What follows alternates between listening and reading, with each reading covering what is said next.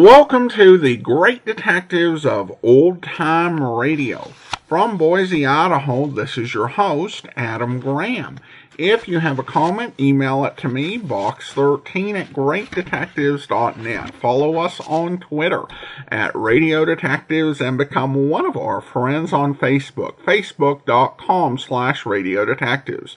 Today's program is brought to you in part by the financial support of our listeners. You can donate to the program by mail to Adam Graham, P.O. Box 15913, 15913, Boise, Idaho 83715. And I want to go ahead and thank Francis, John, Richard, and Sherry, who all sent in donations to the P.O. Box. You can also become one of our ongoing Patreon supporters for as little as $2 per month. Just go over to patreon.greatdetectives.net.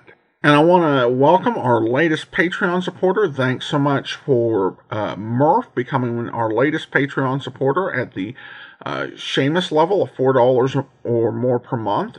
Thank you so much for your support. All right, well, we're going to have another episode of Suspense based on an indictment script. The original air date is January the 31st of 1960, and the title is End of the Road.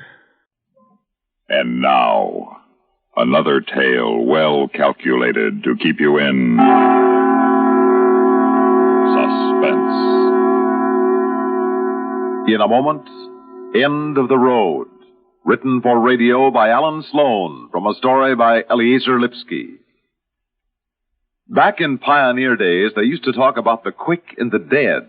The idea used to be the quick survived and the slowpokes stopped an arrow. Well, today things have changed. On America's highways, it's often the quick who are the dead.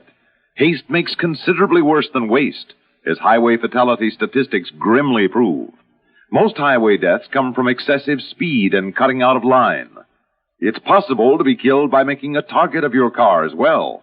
It's possible to get into trouble by having a mechanically imperfect car. There are all sorts of dangers involved in piloting one of today's high-speed automobiles. But hundreds of thousands of drivers of all ages are proving that it's also possible to have an accident-clean record. Alertness, politeness, yes, common courtesy on the road, and a flexibility about changing highway conditions, these are true driving skills. These are the keys to accident-free driving. Your only guarantees of survival on the rugged roads of today.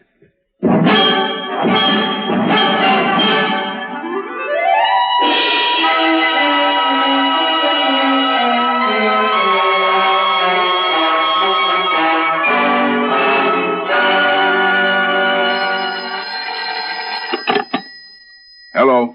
Mary Gardner, please. This is her husband. Who is calling? This is the agency, Mr. Gardner. Well, just a minute. It's for you. Sounds like a job. Thanks, Willie. Hello? At 2 p.m., high fashion. What's the matter? They will My furnish name ain't jewelry, good enough for a cover girl, head huh? and shoulders. But would What's you the bring matter? a You ashamed low-neck of me? gown? Preferably dark. God, and a short Mary top God. dress. Preferably You not mean red. Mary Luciano? With some I'm coming along well-highlighted this job. fabric. You hear? I am All coming. right?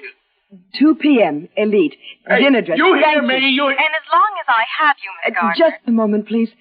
Willie, please. I said I am going with you. Willie, can you wait till I finish this call? Go ahead. I got all the time in the world, but I am going with you. You hear? Miss Gardner? Yes, was there something else? Yes. We just got a mother and daughter call for tomorrow. That'd be 11 o'clock in the park. Could you make that with Elsie? What, 11 o'clock? Oh, dear, no, Elsie's in school then, and... It'd be double rate for the girl, Miss Gardner, and it might make a cover. It's mother and daughter outfits. Hannah Troy. I'm sorry. I don't want to take Elsie out of school. Thank you. Now, are we going to get this straightened out once and for all? Willie, please. I've told you so many times I'm not ashamed of your name. I wouldn't have married you if I were. Then why don't you keep the kid registered Elsie Luciano instead of Elsie Gardner? Because we worked together as models as Gardner before you and I were married. Please, Willie, I get so bored going over this again and again and again. And quit, then quit. If I did, you'd have to go to work. Are you going to throw that in my face again? Did I try for a job? Did I? Yes, but you... All right. Don't give me no buts. I do all right, don't I? I bring the dough home, don't I? Where does it come from, Willie? I bring it in, don't I? What do you care where? Oh, Willie, can't we just drop the whole thing? Where's my bag? I've got a 2 p.m. I've got a 2 p.m. Now, listen. You mean we got a 2 p.m. I'm coming with you. Not in a high-fashion job. A low-fashion job. I could come along, huh? And watch them photographers pour you around. Give it a little pat here, a little pat there. Willie, I'm warning you. You're warning me? You're warning me? Now, look, cover girl, I got a message for you. Willie, let go. You'll bruise my arm. I get a kick out of you. Not that you're hurting me, but you'll bruise my arm. That's all you care about, ain't it? Your looks. Okay, if I don't go, you don't go. Willie, let go. Sure, I'll let go. With one right in the eye, I'll let go. Let's see him focus on that, huh? Cover girl with a shiner. Willie, you beat... Sure. You said that's what got you about me when I met you. Remember, you said I was an animal. A magnificent animal. How's that, Mrs. Luciano? How's that?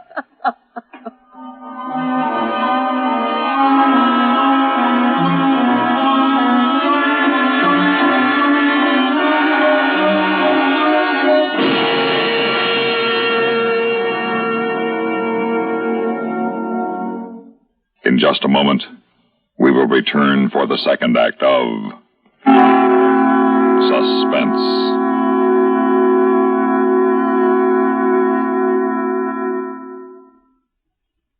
Here's Hollywood star Mona Freeman. Who feels like acting with a miserable cold? I relieve cold distress the fast way, with 4-way cold tablets. Yes, tests of all the leading cold tablets proved 4-way fastest acting.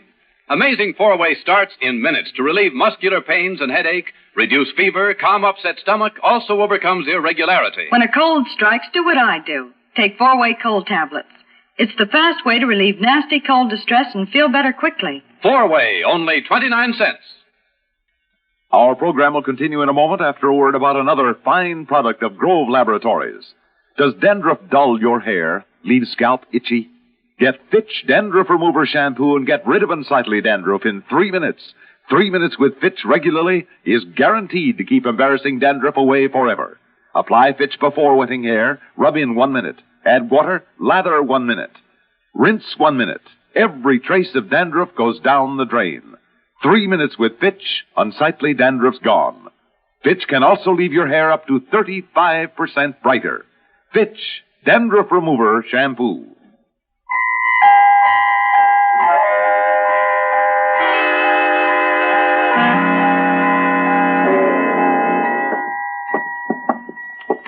Make yourself comfortable, Mrs. Luciano. And you, Mr. London. Thank you, Mr. Morgan. Haven't I seen you somewhere before? On many a magazine cover, Mr. Morgan. As Mary Gardner, Mrs. Luciano was one of our top models. Of course. And as counsel for the agency with whom she's registered, we need your help. Mm-hmm. I take it it's a matter of assault. The black eye, who gave it to you? My husband, Willie Luciano. Willie Luciano. That's why we're here, Mr. Morgan. Unless I'm wrong, it was you who prosecuted Miss Gardner's husband on a charge of possession of a gun. And convicted him, yes. Now I remember. You're married to him, Miss Gardner? He's my second husband. Mr. Gardner was killed in an auto accident. Mm-hmm. I had a little girl and I... Mr. Morgan, the man has begun to beat her, threaten the little girl. She's only 6, Mr. Morgan, but he hates her. Please, Mary. Mr. Morgan, Miss Gardner is planning to sue for divorce. That is, she is, we are seeking divorce grounds. Just a minute. Where is your husband now? He ran out of the house. It was 5 days ago he gave me this beating, and then he ran out of the house. The man's living in a West Side hotel. We're investigating him for evidence of, the grounds for divorce in New York State. One moment. This is a civil matter. Why do you come to me? I'm a criminal prosecutor. Well, the point is, my client would like protection against her husband. Well, I can well understand that, but... Protection for herself and for her child. But what do you expect me to do, Mr. Linden? Well, we thought you might, as an assistant district attorney who has already sent him to prison, warn him to To keep the peace and let the law take its course. The divorce law, that is. Depending on what your investigators come up with. That's right. Perhaps you might cause him to post a bond to keep the peace. Mm-hmm. Have you told him you're divorcing him, Miss Gardner? No, I was afraid. Mr. Morgan, believe me, the marks you see on Miss Gardner's face are nothing compared to others you do not see. Her body is covered with bruises. Well, I still don't see how I can intervene in a divorce proceeding in which my office is in no way involved. Mary. Yes, sir. Tell Mr. Morgan, if you would, what you told me this morning. About the fight? About the threat. Well, I picked Elsie up after school, and he was waiting for us. He pushed her into the bedroom, and then he started right in on me again. I'll show you, he said. I'll show you where to get off. When I get through with you, you'll be a good model for one of those liniment ads, before and after. He threatened you with continued bodily harm? Yes. And said he was walking out on you? Yes. But with an implied threat to return and do further harm. Mr. Morgan, don't you think it would be better to forestall a homicide than to have to go looking for a killer? Yes, I agree with you. Very well. Now, Mr. Linden, I never want to tell a lawyer how to run his case, but pending the results of your own investigations, there is something I can suggest. Yes? That pending evidence of adultery... Now, that's going to be difficult to obtain. This man likes to boast about women, we've discovered, but he has been very circumspect. Meets them only in public places. Well, I can go before a magistrate with you and support an application for a warrant of arrest on the grounds of abandonment. Abandonment? Yes, Mrs. Luciano, abandonment is a crime, a misdemeanor. And if it continues for any length of time, technically, we might be able to prosecute. But... But what? But all he has to do is to give the money for support, and the criminal charge is purged for all practical purposes. That's what these wise guys do when they run out on their family. Send just enough money to pay the gas bill. Well, then what's all this about? Oh, he'll see me in court. It may have a quieting effect. Also, if you'd like to apply for a bond to keep the peace, I'll go along. I'll suggest high bail in view of his criminal background. And your husband will either fail or make bail. Or be sobered by seeing that you have your eye on him. Mr. Linden, Mr. Morgan. Yes, my dear? But what happens if he doesn't make bail? He's committed to the civil prison. For how long? Until he makes bail. Well, I'm no lawyer, but if he's in jail, then how can your investigator obtain evidence against him for the divorce? Obviously, he can't. The main thing is you and your daughter are safe. And if he gets out, on bail, I mean, he'll come after me. Not if he knows the district attorney is interested in the case. Well, we hope. In the meantime, now, this is entirely up to you, Mr. Linden. Your client can sue for a legal separation. It's not much, but it's something. Mr. Linden, honestly, what shall I do? Mary, I'd do as Mr. Morgan says. The main thing is to protect you and Elsie. We can take each thing in its own time. Now, don't you agree? Oh, I guess so. Very well. Mr. Morgan, is there any necessity of Mary's remaining here while we discuss? Not at all. But you'd better be at my office here tomorrow morning at about 9:45. Court opens then, and we'll go right in there and make application for a warrant of arrest. 9:45. All right. Thank you.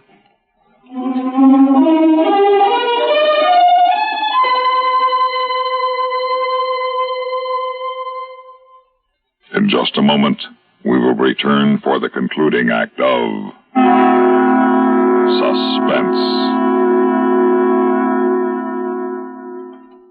Around the clock, CBS newsrooms are kept humming with a steady influx of incoming dispatches and expanded reports from correspondents around the world. The object, the one object, is to make sure that you are kept completely advised as to the constantly shifting pattern of world events. Hear each day's global developments brought to you swiftly, accurately, and in meaningful detail via CBS News on CBS Radio.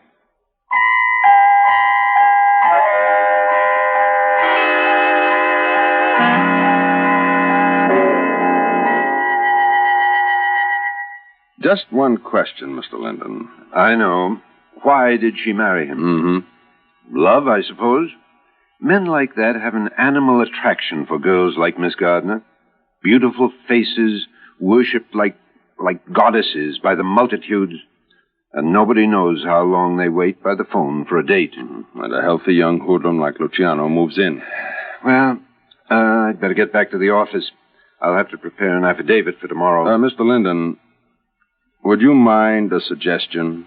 Please, I feel sort of helpless here. A separation action can end in a judgment for stiff alimony. That's a pretty strong weapon when a man's trying to hide his means of livelihood. You might tell your client it can't be a blow-hot, blow-cold proposition. I quite understand. Point is, so must she. It's her main legal club over the man. Now, she's not obliged to let him back into the home, or there goes her case. As for having anything to do with him... I know what you mean. From now on, she'd be better off living in the YWCA. Otherwise, no case. But the main thing right now is to put up a legal wall between her and his fists. You were right. He might kill her.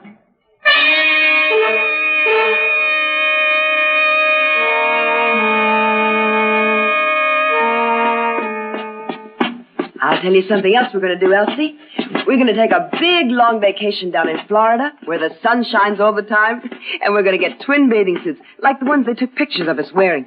And we'll go fishing and swimming, and we'll get so sunburned they won't have to use makeup on us when we go back to work. And we'll just laze around the sand all day. And we won't have to worry about what we eat. We'll just get fat. Hiya, baby. Willie.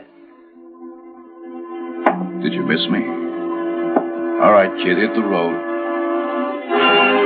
Come here.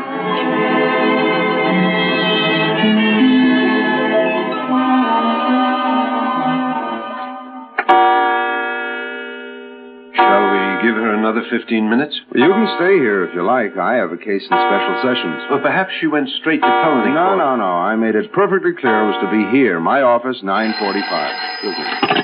Morgan. Mr. Morgan, this is Mary Gardner Luciano. Oh.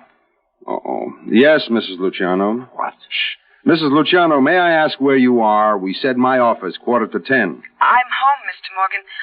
I couldn't call before this. My husband just left. He just left?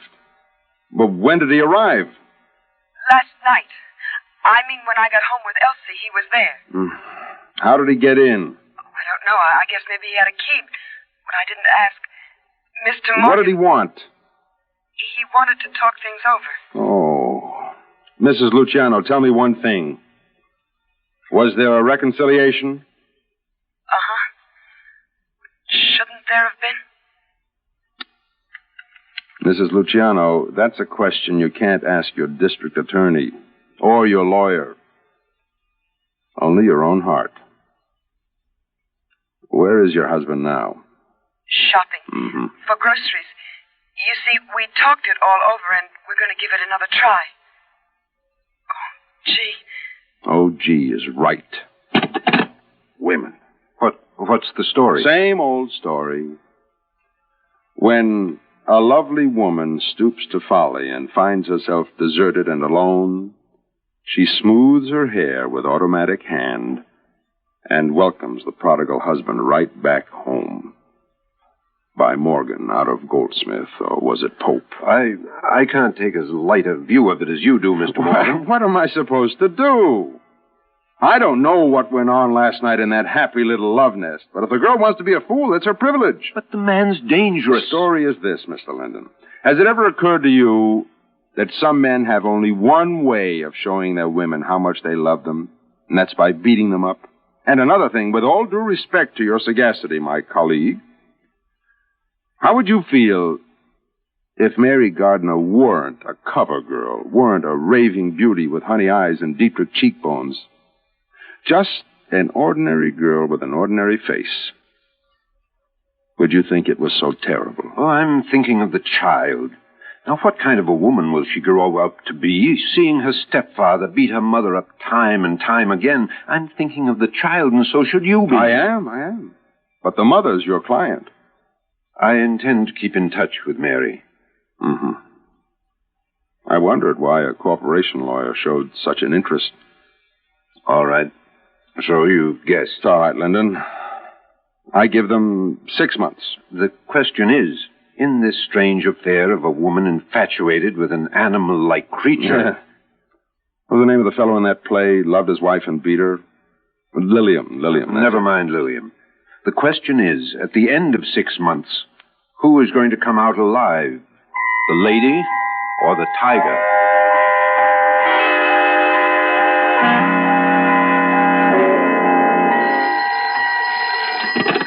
Morgan. Mr. Morgan, this is John Linden.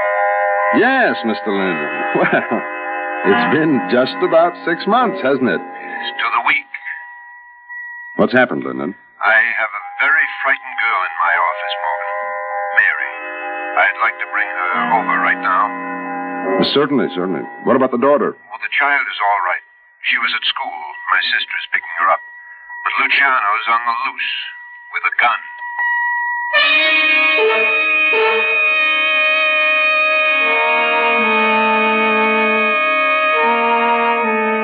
All right, Miss Gardner, you're safe here, and your daughter will be escorted by a patrol car. Now, please go on with your story. Well, that's about all. Just that when I found the gun in his pocket and tried to stop him from going out on this job, he called it, he hit me.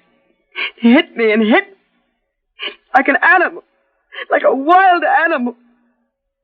You say he threatened to come back, and what was his expression? Take care of me. Mm-hmm. He said he'd take care of me for good. Mr. Morgan, he's insane.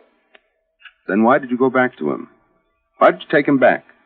Oh, I couldn't... Morgan, spare the girl. No. It's all right now. I'm over it. It was just that I couldn't resist him when he just even touched me. But it's all over now. I'm cured. You're sure? Yes.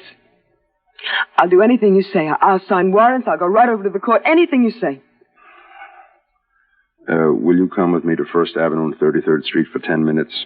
Oh, what's over there? Your husband. He went on a robbery job, a liquor store. The dealer had a gun, too. Bellevue is at 1st Avenue and 33rd. When he's hurt, I know he's hurt. No. The morgue is at Bellevue. I'll ask you to identify him, and then you can wipe him out of your life. But you don't understand. I hated him. I hated him for what he did to me. But I love him. Willie. Oh, Willie, what am I going to do without you? You can grow up. You can come to your senses and thank your stars somebody killed him before he killed you. That's what you can do. Mary, women. Dear girl, please. Brother Linden, take care of her. We'll skip the identification. I've got his prints on file. Women.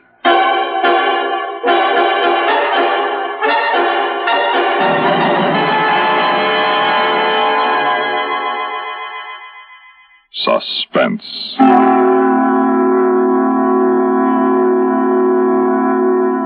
You've been listening to End of the Road, a story by Eliezer Lipsky, written for radio by Alan Sloan. In a moment, the names of our players and a word about next week's story of Suspense.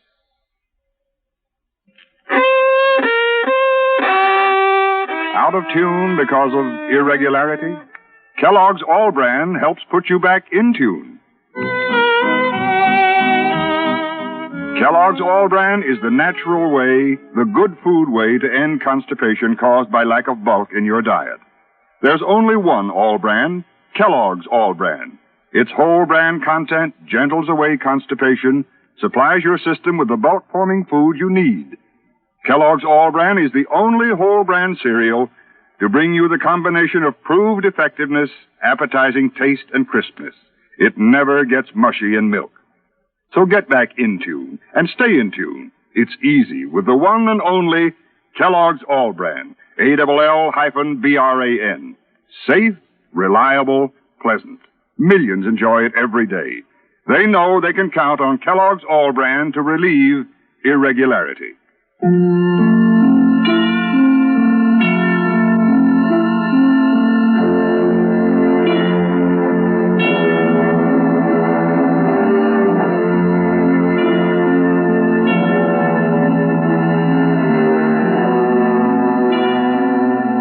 in tonight's story were Bernard Grant as Willie Luciano, Rita Lloyd as Mary Luciano, and Nat Poland as Mr. Morgan. Others in our cast included John Seymour and Rita Sergel.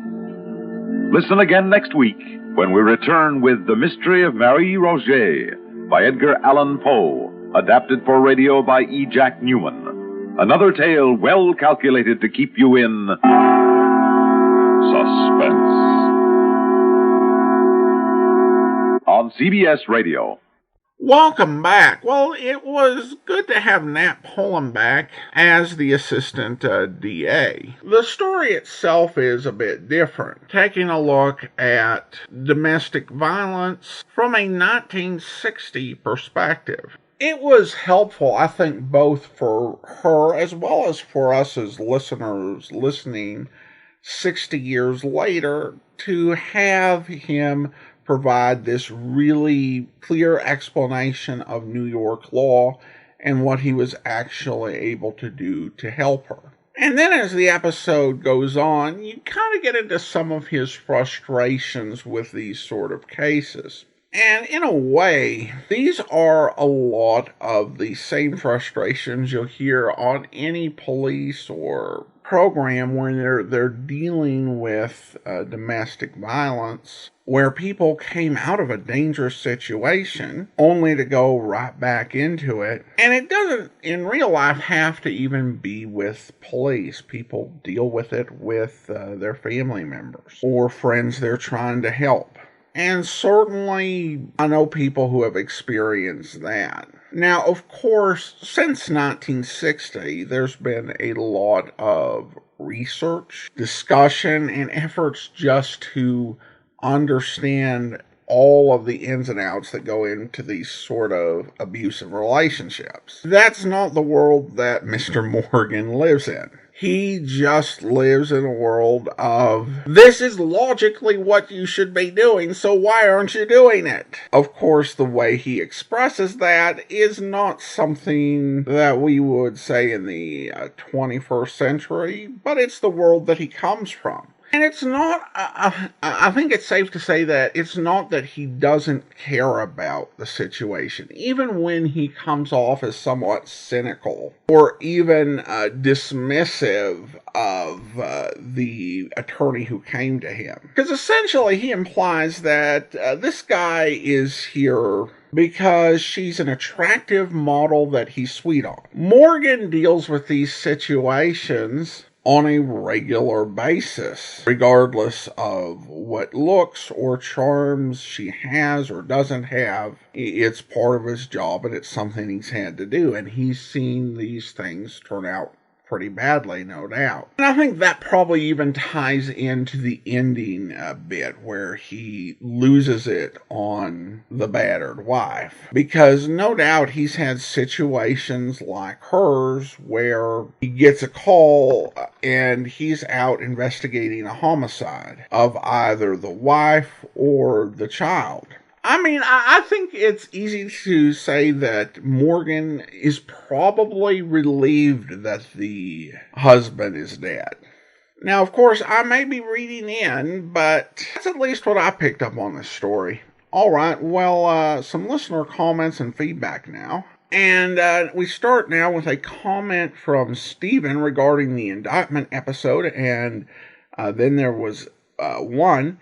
He says, have you heard of Up for Parole? This and your commentary reminded me of that series. I'd heard of Up for Parole, but I've never really given it a listen. I may do that. I will admit that episode of Indictment, kind of like this episode, is a bit off the beaten path from what we typically do, but they were both, I think, interesting exceptions. So I will take a listen to Up for Parole and see if it fits.